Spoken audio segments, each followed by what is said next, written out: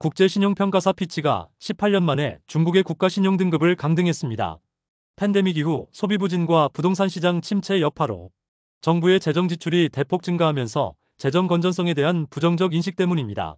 신용등급 강등 발표 이후 중국의 부도 위험을 반영하는 신용부도 스와프 프리미엄은 44포인트 수준에서 82포인트를 초과하는 등 최고치로 급등하고 있습니다. 중국 정부는 편향적인 조치라며 유감을 표명했습니다. 피치는 보고서를 통해 중국의 외화 표시 장기 채권을 A등급으로 한 단계 낮췄습니다. 이번 조치로 중국은 한국보다도 신용등급이 2단계 낮아진 셈입니다. 피치는 작년 8월 중국의 신용등급 전망을 안정적에서 부정적으로 변경했으며 실제 1년도 안 되어서 신용등급 강등을 결정했습니다.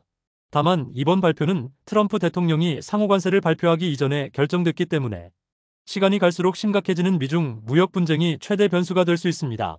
중국의 신용등급 강등의 가장 큰 배경에는 급증하고 있는 국가부채가 있습니다.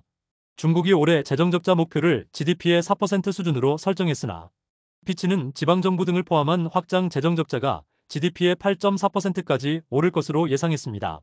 이 같은 규모는 다른 A등급 국가의 GDP 대비 재정적자 2.7%보다 훨씬 높은 비율입니다.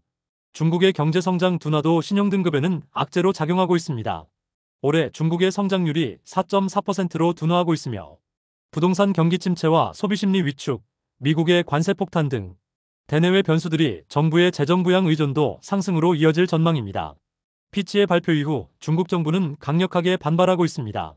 신화통신에 따르면 중국 재정부는 편향적이고 현실을 반영하지 않은 결정이라며 신용등급 하향을 인정하지 않을 것이라고 밝혔습니다. 신용등급 변화는 국가의 차입 비용과 직결되고 있으며 금융시장에도 막대한 혼란과 불확실성 증가로 이어질 가능성이 높습니다. 지금까지 잼스톤TV였습니다. 오늘 영상 도움되셨으면 구독과 좋아요 부탁드립니다. 시청해주셔서 감사합니다.